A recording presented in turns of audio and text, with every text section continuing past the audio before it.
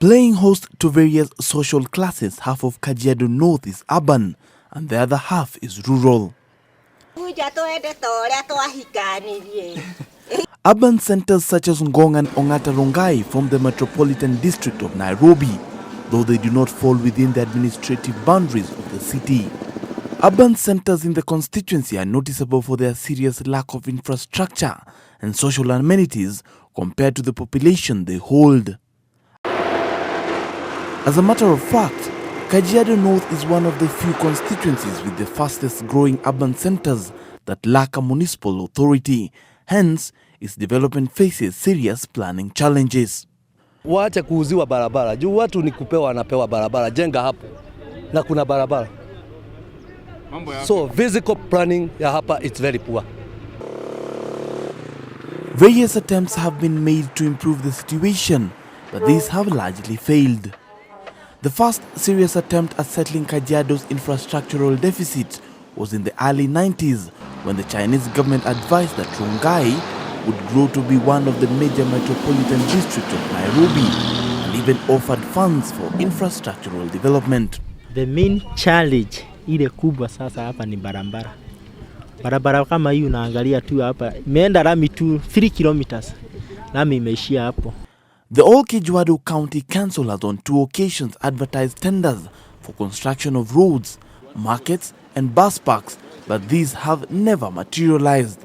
Vendors have now encroached on road reserves for lack of open-air markets.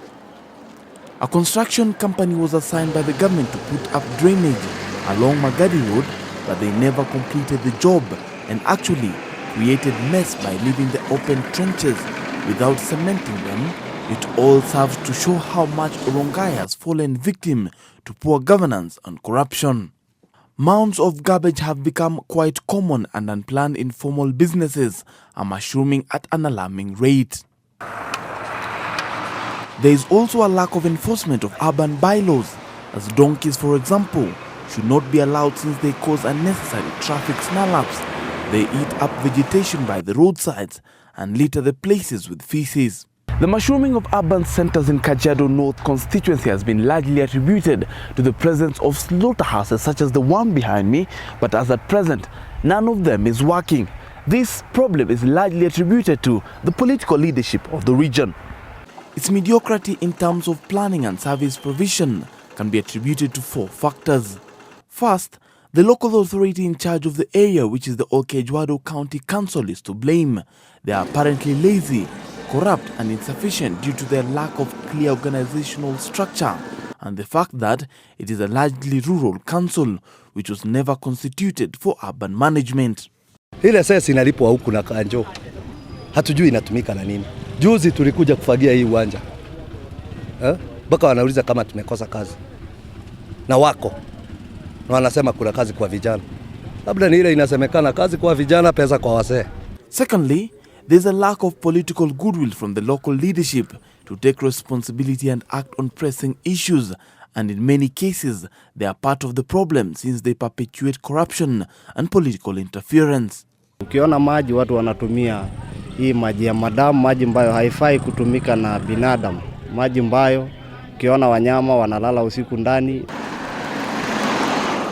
A good example is this roadside market in Kware, which is not only an eyesore but a health hazard which is there due to political reasons and cannot be done away with so long as the current leadership is in charge. The central government has clearly neglected Kajiado. For example, despite its ever-growing urban population, the area's urban centers have never been granted even township status, and it is quite unclear what they are today. Mali yote Kenya barabara zinajengwa. Kajiado tu ndio shida kujenga barabara na vyombo vyote mawe barabara yani si tuko na kila kitu kwa barabara. Hata contractor ambaye atapewa kazi hana haja ya kwenda mbali, ni kutoa tu mchanga kando na kurudisha kwa sababu kila mahali ni mawe. Mbona wasijenge hii na ndio itagharimu pesa ndogo? The complacency of Kajiado's population cannot escape blame.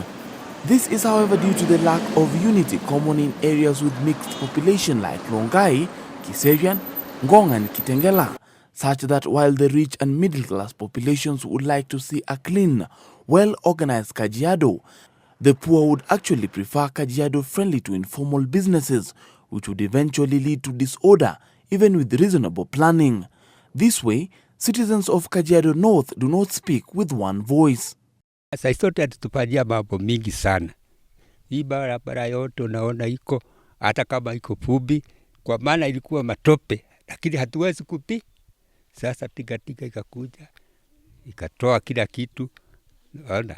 Sasa pahali ya security alikuwa anasimamia kabisa. Kila wiki lazima kuwe na cases kama 5 za pikipiki zimeimbiwa, na hata ukiripoti kwa polisi hizo pikipiki hazifuatiliwi. Sisi wenyewe tunalaumu serikali, na ni wajibu wetu sisi wenyewe kama community kuwa tuna mwelekeo sambamba. For Litmus Test 2013 Spotlight on Kajiado North constituency, I'm Shem Oluchiri.